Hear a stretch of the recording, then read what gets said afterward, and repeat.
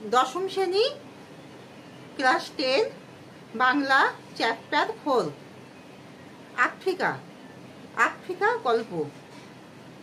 High, 1 নম্বর question. কিছু important প্রশ্নের উত্তর বলছি, তোমরা মন দিয়ে লেখো। 1 নম্বর, হাই ছায়া বিতা। হাই ছায়া বিতা বয়রি তয়াকা। ছায়া বিতা। আফ্রিকাকে ছায়া বিতা বলার কারণ কি? আফ্রিকার ভূখণ্ড ছিল বনস্পতির নিবিড় পাহারায় ছায়াচ্ছন্ন, তাই আফ্রিকাকে ছায়াবিতা বলা হয়েছে। আফ্রিকাকে কেন ছায়াবিতা বলা হয়েছে? ছায়াবিতা মানে যেটা ছায়া দিয়ে ঢাকা থাকে।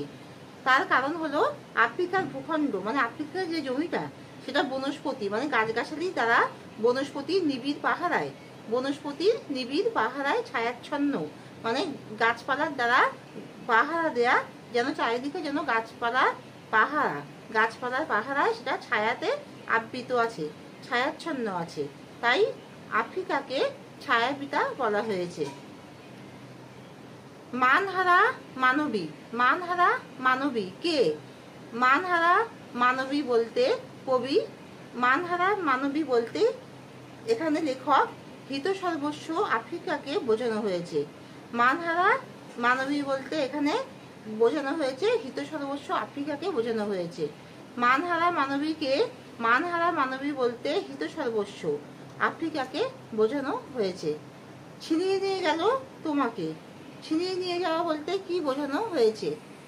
ছিনিয়ে নিয়ে যাওয়া বলতে বলপূর্বক কেড়ে নেওয়াকে বোঝায়।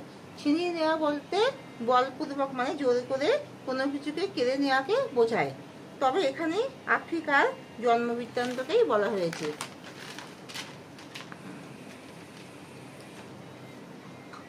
ছিনিয়ে নিয়ে গেল তোমাকে, কাকে কোথা থেকে ছিনিয়ে নিয়ে যাওয়া হয়েছিল? ছিনিয়ে নিয়ে গেল তোমাকে, কাকে কোথা থেকে ছিনিয়ে নিয়ে যাওয়া হয়েছিল? রুদ্র সমুদ্রের বাহুপ্রাচী ধরিত্রীর বুকের থেকে আফ্রিকাকে ছিনিয়ে নিয়ে গিয়েছিল। রুদ্র সমুদ্রের বহুপ্রাচী ধরিত্রীর বুকের থেকে আফ্রিকাকে ছিনিয়ে নিয়ে গিয়েছিল। সভ্যের বর্বর লোভ কি নগ্ন করেছিল? সভ্যের বর্বর লোভ কি নগ্ন করেছিল? সভ্যের বর্বর লোভ নিজের নির্লজ্জ মানুষকে নগ্নরূপে প্রকাশ করেছিল। সভ্যের বর্বর লোভ নিজের নির্লজ্জ মানুষকে নগ্নরূপে প্রকাশ করেছিল। আজ যখন পশ্চিম দিগন্তে কি ঘটেছিল? পশ্চিম দিগন্তে মানে পশ্চিম দিকে ঝঞ্ঝা বাতাস রুদ্ধশ্বাস পরিস্থিতি সৃষ্টি করেছিল। ঝঞ্ঝা মানে ঝড়, ঝড়ের যে বাতাস সেটা রুদ্ধশ্বাস মানে খুব দীর্ঘ গতিতে একটা ঝড় বাতাসের খুব দীর্ঘ গতিতে ঝড় বাতাস বইছিল, একটা রুদ্ধশ্বাস পরিস্থিতি সৃষ্টি করেছিল। গুপ্ত গহ্বর থেকে পশুরা বেরিয়ে এলো, এসে কি করলো? গুপ্ত গহ্বর থেকে পশুরা বেরিয়ে এসে তাদের অশুভ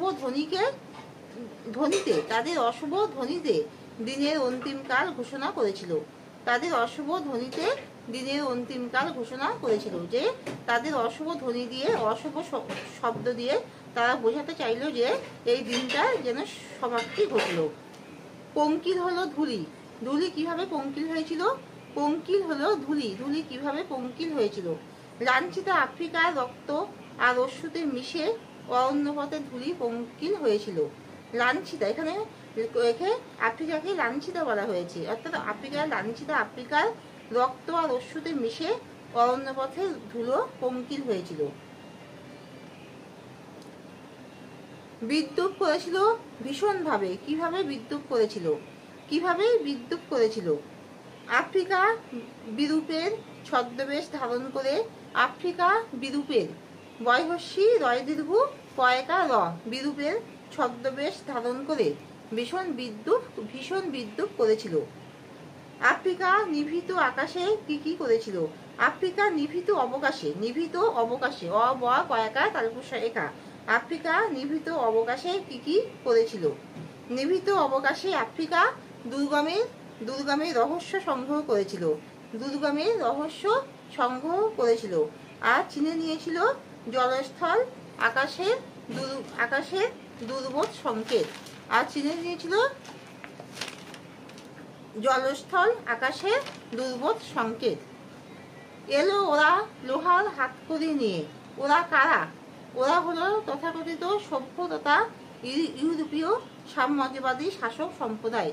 ওরা হলো তথাকথিত সভ্য তথা ইউরোপীয় সাম্রাজ্যবাদী যে শাসক সম্প্রদায়।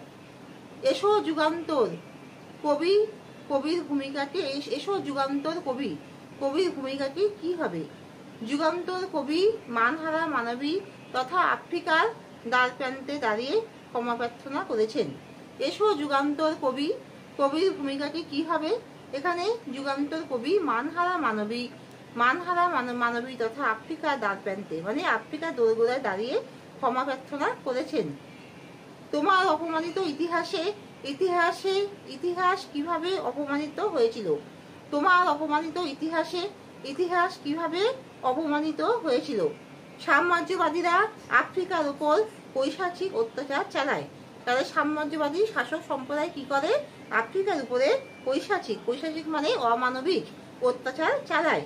সাম্রাজ্যবাদীদের এই কৃতকর্মই আফ্রিকার ইতিহাসকে অপমানিত করেছে। সাম্রাজ্যবাদীরা আফ্রিকার উপরে যে পৈশাচিক অমানবিক যে অত্যাচার চালায়, সেই অত্যাচারই সাম্রাজ্যবাদীদের এই কৃতকর্মই আফ্রিকার ইতিহাসকে অপমানিত করেছিল। তাই কবি বলতে চেয়েছেন যে ছিনিয়ে নিয়ে গেল তোমাকে। এখানে কবিতার বিষয়বস্তু একবার বলছি। এখানে কবি বলেছেন আফ্রিকা হচ্ছে অত্যাচারিত, অর্থাৎ শাসক সম্প্রদায় অত্যাচারিত পৈশাচিক অত্যাচার চালিয়ে আফ্রিকাকে যে অত্যাচার করা হয়েছে তাই হলো ইতিহাসকে অপমানিত করেছে। এখানে কবি বলতে চেয়েছেন যে আফ্রিকা যেন মানহারা মানবী। এখানে তিনি হিতসর্বস্ব মানে সবকিছু হারানো আফ্রিকাকে বুঝিয়েছেন। আফ্রিকার ভূখণ্ড হলো ছায়াতে আবৃত বনস্পতির নিবিড় পাহারায়, চারিদিকে গাছপালা দ্বারা একটা নিবিড় পাহারায় দ্বারা ছায়াবৃত আফ্রিকা। এখানে কবি যে শাসক সম্প্রদায় আফ্রিকাকে অত্যাচার করেছে সেই শাসক সম্প্রদায়কে বলেছেন যারা আফ্রিকার সবকিছু ছিনিয়ে নিয়ে গেল, আফ্রিকাকে নিঃস্ব করে দিল। এখানে রুদ্ধ সমুদ্রের বহুবাহী ধরিত্রীর বুকের থেকে আফ্রিকাকে ছিনিয়ে নিয়ে গিয়েছিল।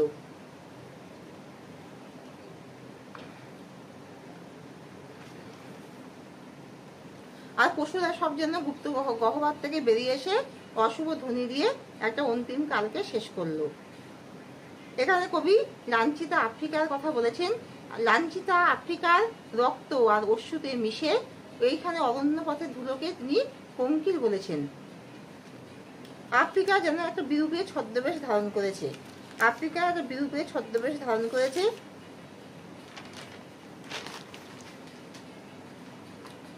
অত্যাচারিত তথাকথিত সাম্রাজ্যবাদী শাসক সম্প্রদায়ের এই অত্যাচারে আফ্রিকা যেন পুরো নিঃস্ব হয়ে গেছে। যুগান্তর কবি এই আফ্রিকার দ্বারপ্রান্তে দাঁড়িয়ে ক্ষমা প্রার্থনা করেছেন।